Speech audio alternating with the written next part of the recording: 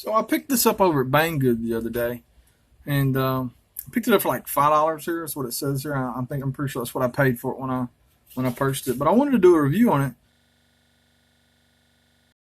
I'll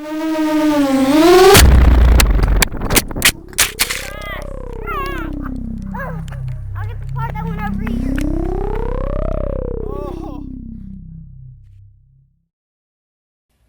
So I picked this up over at Banggood the other day, and I picked it up for like $5 here. That's what it says here. I'm pretty sure that's what I paid for it when I purchased it. But I wanted to do a review on it.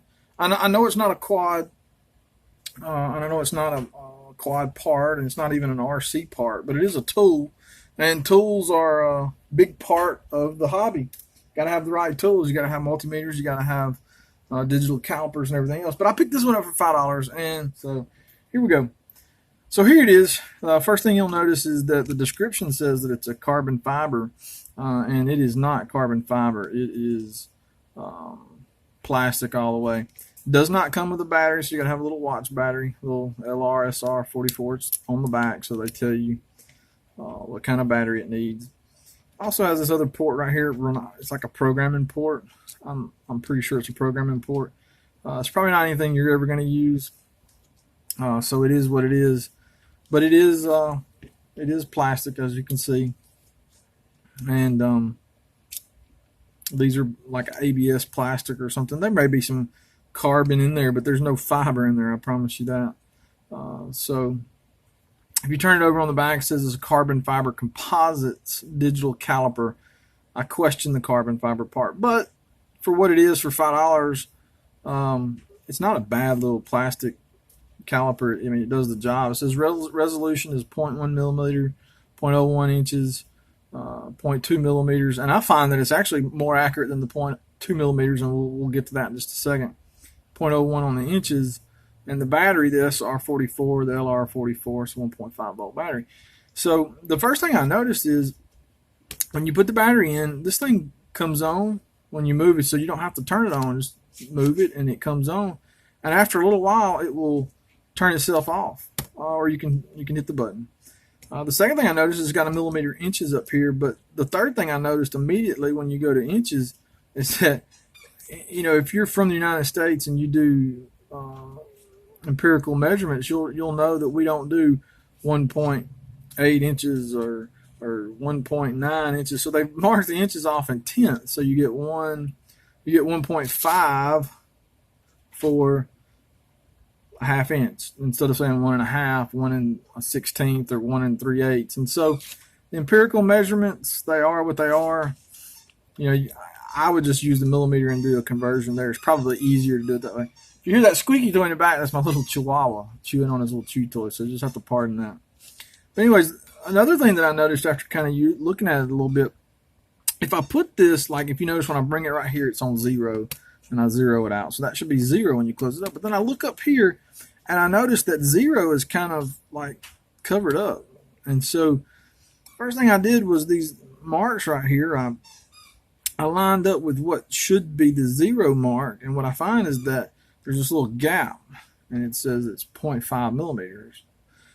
And so I moved out to, say, 50 and covered that up where 50 should be. Right. It's pretty close right there, and it's like 50.5. Right, so it's off. It's off. This little label here is off by 0.5 millimeters. And yours may vary, so because like this is a little sticker that they've sticked on there. You kind of, it's recessed down in the plastic, and that's another reason why I don't think it's composite, because like they like dug out a little channel and put a sticker in here. But whatever, it is what it is.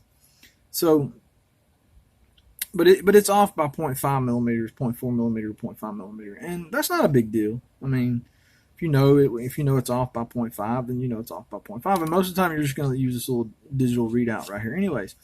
So how accurate is it? Well, I've got this thing right here which gives us inches.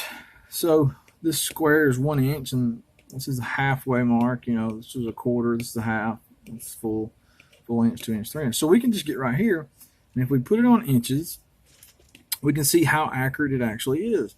So not quite on it.